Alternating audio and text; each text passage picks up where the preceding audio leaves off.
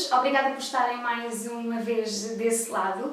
Anuncio-vos que vai estar o Tenente Coronel Piloto Aviador Nuno Monteiro da Silva ao comando do nosso episódio de hoje.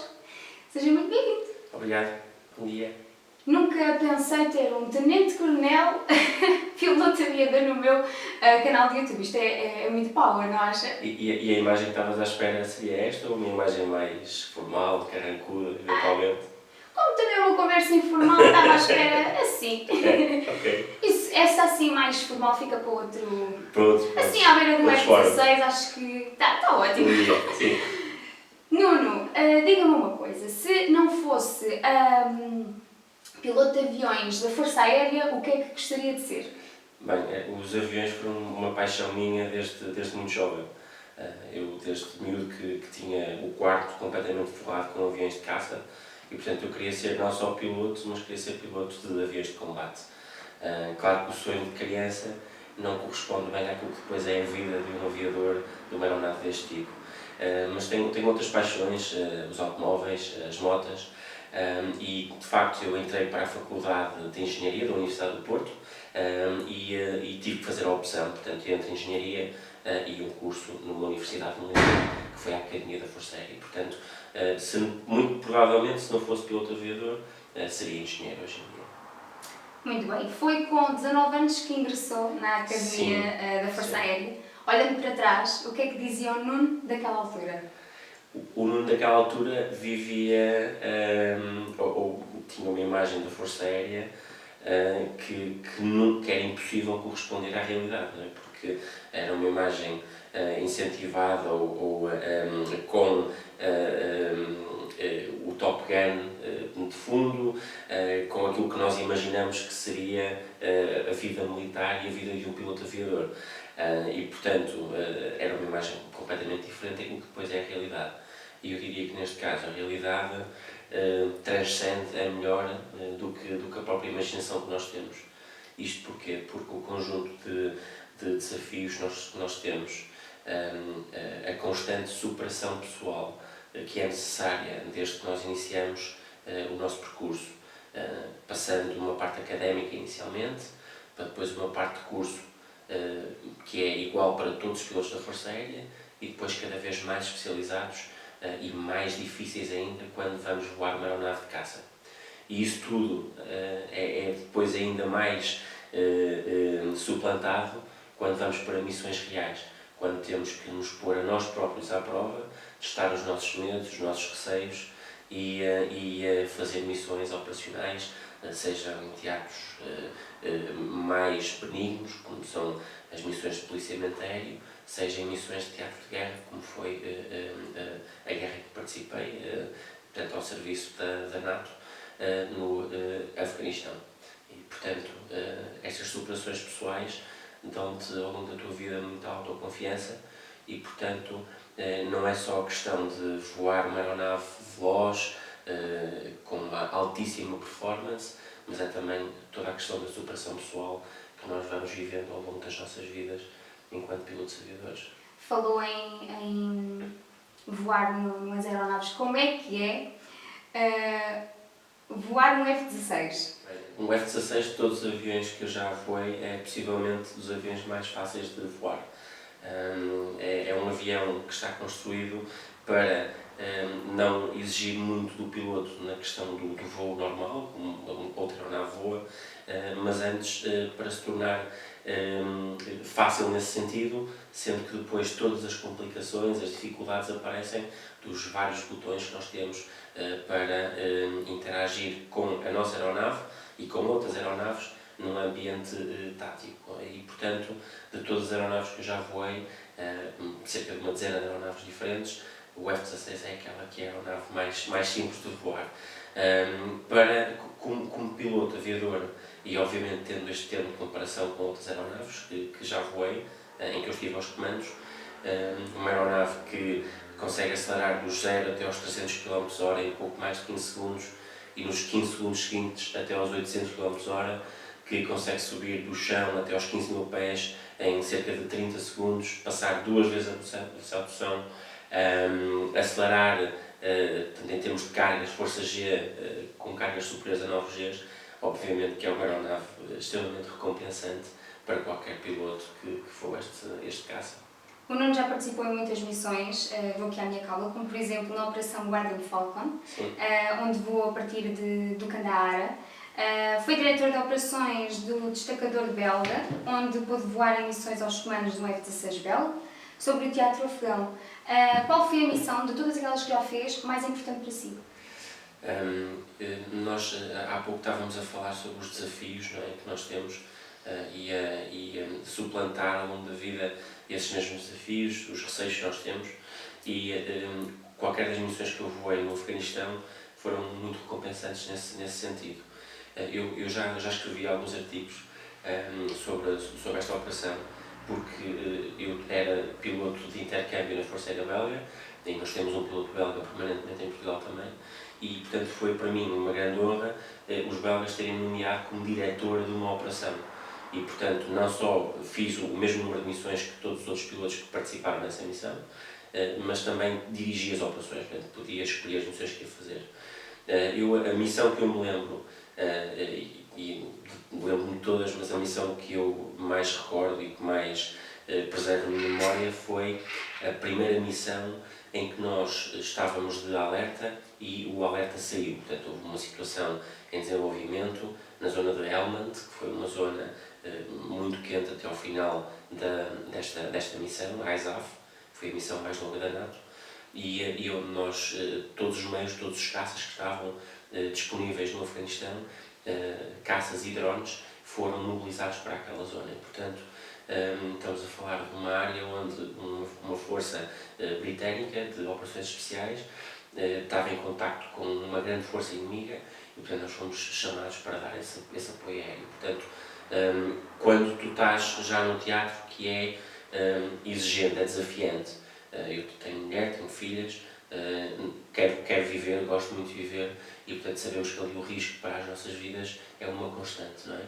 E quando nós temos risco para as nossas vidas, temos o peso de ter que executar a missão da melhor forma possível, então isso cria um conjunto de reações que nós não estamos muito habituados. E, portanto, nesta missão em concreto, onde, através desta nossa janela, podíamos ver pessoas a morrer, pessoas a serem evacuadas, podemos ver tipo, uma guerra acesa, isso grava aqui imagens que dificilmente sairão. Outra que eu recordo muito vividamente também é um apoio que fomos dar numa zona nordeste, portanto, do teatro afegão, no final das montanhas, na cordilheira, que é o Hindu Kush, e onde estávamos a exfiltrar operações especiais americanas, marines americanos.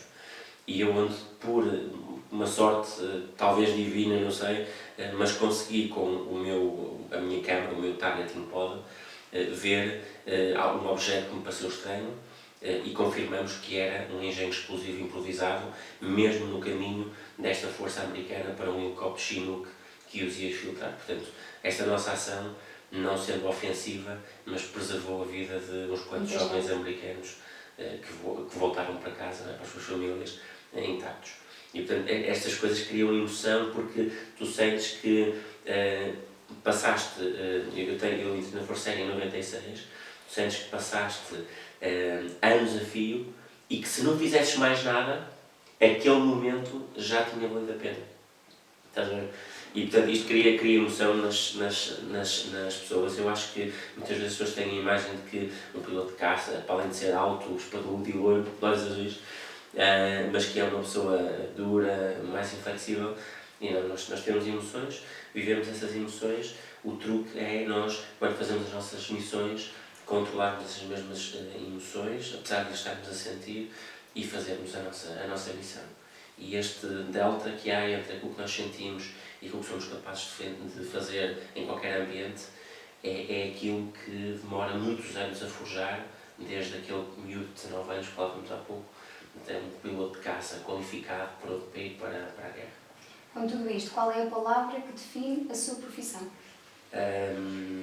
Eu diria superação. Acho que é porque o curso de pilotagem, a vida de um piloto aviador, está entre as profissões mais estressantes do mundo. Quando nós estamos num curso de pilotagem, nós não tiramos qualquer prazer no voo e, portanto, parece paradoxal que alguém que foi para a Academia da Força Aérea para ser piloto, quando finalmente, ao fim de 4 anos a estudar, a correr e a marchar, como nós dizemos, vai finalmente sentar-se aos comandos de um avião, no tirocínio, a voar regularmente, várias vezes por semana, e que aquilo não nos dê prazer. Portanto, porquê? Porque os desafios são tantos. Controlar uma máquina num universo tridimensional, onde temos também que fazer depois progressivamente as missões, portanto, adicionar a isso ainda as complicações de uma missão, levam a que aquele stress, que é uma reação natural do nosso corpo, esteja sempre presente lá. Quando tu estás exposto a stress durante muito tempo, esse stress torna-se um peso e, portanto, quando nós finalmente aprendemos a voar uma aeronave, temos confiança nela e começamos a ter prazer em voar, este é o primeiro passo de superação que nós temos. Quando nós depois aprendemos a fazer uma missão numa aeronave já operacional e conseguimos fazê-la, é outro estado em que nós vemos que nos superamos. E quando olhamos para trás, ao fim de alguns anos de carreira, e vemos que fizemos um conjunto de missões muito interessantes, com mais-valia para a segurança da NATO, ou a segurança, neste caso, do Afeganistão, então sentimos uma realização muito grande. E, portanto, se eu pudesse apenas usar uma palavra, penso que superação era a palavra que eu iria escolher. Em conversa com a Catarina, a sua esposa, ela está aqui, vai acabar de sentar-se aqui junto a si. Descobri que vocês se conheceram através da sua profissão, Sim. na Força Aérea. Sim. Que importância é que o amor ganhou nessa fase? Eu acho que o amor só complica as coisas, não é? Porque quando nós somos só nós, não é?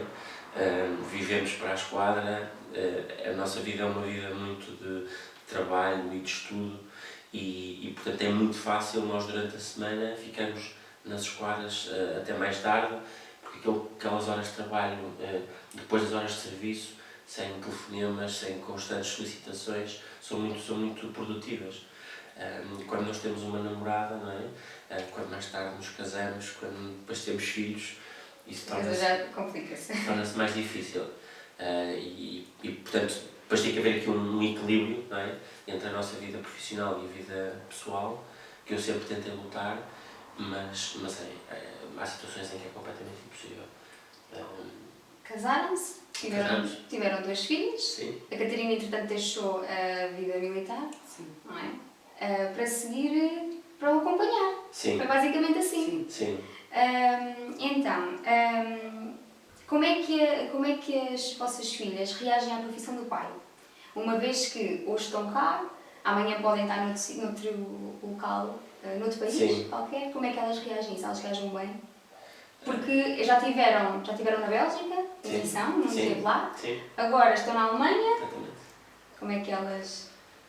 Quando foi da Bélgica foi mais fácil, elas eram mais pequeninas, ou seja, foi uma adaptação mais fácil.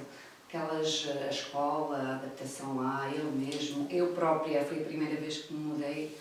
Agora, na Alemanha, foi mais difícil, porque estão em idade mais pré-adolescente e elas, foi uma adaptação mais difícil.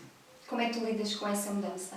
Eu tenho que me manter assim, porque tenho a ele que ele precisa trabalhar e está com a cabeça bem, tenho a elas ajudá-las o máximo possível, mas no fundo elas estão formatadas já para irem mais além. Acho que dá-lhes uma visão da vida mais alargada e daqui para a frente vai ser sempre uma experiência espetacular. No momento em que a Catarina deixou a vida militar, ou em algum momento hesitou? Foi pensado, mas ou optava pela vida militar ou optava pela vida familiar. Não estou arrependida da decisão que tomei. Sou uma pessoa feliz com o que tenho, com aquilo que construímos. É andar para a frente, mas tive 10 anos na Força Aérea e foi uma experiência fantástica. Eu queria frisar esta parte. Nós Nós, quando pensamos na nossa vida, não é? E decidimos que a nossa vida não ia ser apenas a dois, começamos a tentar perceber como é que ela seria nos vários cenários. E, portanto, eu com muitas missões, quando eu vim para o F16, para teres uma ordem de grandeza, eu passava, nos 2 primeiros anos que estive no F16, passei em média 6 meses fora em cada um desses anos. E, portanto, era difícil para nós, a vida. E se a Catarina continuasse na Força Aérea, ela estava colocada na mesma base que eu, em Montreal, portanto, iria também fazer missões, iria fazer serviços. Eu tive anos em que fiz mais de 70 alertas, portanto, são mais de 70 dias por ano em que eu fico fechado na base 24 horas, ao lado do avião, à espera que haja uma saída de alerta e corra para o avião para ir voar. Portanto, aqui estas engrenagens de vida pessoal a dois conseguiam-se encaixar sem filhos, ficando ela na Força Aérea. Ela para termos filhos, não se conseguiria fazer estas engrenagens de modo algum engrenar. Portanto, foi uma decisão consciente, também com as perspectivas de algumas missões internacionais que são normais na minha profissão, e portanto foi esse o compromisso, e acho que temos sido felizes. As meninas têm um acompanhamento muito próximo pela mãe, e acho que foi uma boa decisão para nós. Estarem felizes é o melhor. Sim. Que papel tem a Catarina na sua vida? Vocês vão me emocionar outra vez. A Catarina é o meu suporte de vida, não é? É o suporte da minha vida. Eu diria que nós sempre nos imaginamos a estar juntos. Portanto, sempre lutamos para isso. Quando eu fui fazer o meu curso de F16 na Bélgica e tive 9 meses fora. E isto foi logo após eu ter estado em missão em Angola durante meio ano como instrutor de pilotagem na Força Aérea Angolana, no âmbito da cooperação técnico-militar. Nós temos com Angola e, portanto, nós desde que nos casamos tivemos 2 períodos seguidos, de 6 meses mais 9 meses, em que estivemos longe, e, portanto, nós decidimos que a partir daí iríamos estar juntos.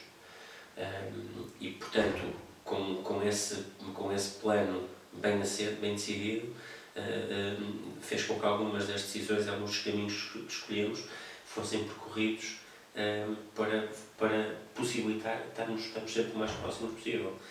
E, portanto, a Catarina acaba por ser este suporte de ser minha mulher e companheira, e de cuidar das nossas filhas, e bem, eu sou muito mais fácil com as nossas filhas do que a Catarina, que é muito mais regrada, muito mais assertiva, e portanto o facto dela ter, depois de 10 anos, uma pessoa que trabalhou desde os 14 anos, 16 anos, até portanto, sempre muito ativa, e de um momento para o outro estar em casa, este estar em casa é tudo menos fácil, porque a vida dela como mãe de 2 meninas muito irrequietas, muito ativas, com uma casa, com tudo o que nós fazemos, é uma profissão a tempo inteiro para ela.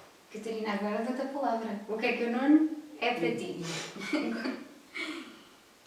O Nuno é o Nuno. Eu costumo dizer que é mais um filho. Tem 2 filhas e um filho. É tudo, quer dizer, a gente foi o destino juntou-nos, os destinos juntou-nos, e nós, podia ter sido uma coisa que durasse para sempre, ou podia não ter durado, mas nós temos conseguido lidar com isso bem, com as nossas distâncias, não é? Com tudo aquilo que temos passado, as viagens, não é fácil andar sempre de um lado para o outro, passar tanto tempo sozinha, porque nós não temos apoio familiar, não é? Somos nós e elas, e tem sido cá e lá tem sido assim, não é? Então isto junta-nos, não é? Junta-nos e vivemos um para o outro, vivemos para as nossas filhas. O amor vence tudo. Eu acho que sim. É. Tenho quase a certeza que sim. Olhem, obrigada. Adorei ter-vos aqui. É um orgulho tê-lo no meu canal de YouTube. Nunca pensei que isto acontecesse. Obrigada mais uma vez. Desejo-vos muitas felicidades. em Portugal, na Alemanha, na Bélgica ou em qualquer parte do mundo. Obrigado. Que sejam muito felizes vocês e a vossa família. Muito obrigado. Obrigada. Obrigada a vocês por estarem desse lado. Não se esqueçam de subscrever o canal, de ativar o sininho para receberem todas as novidades e sigam-me também no Instagram. Obrigada mais uma vez e beijinhos. Até ao próximo vídeo.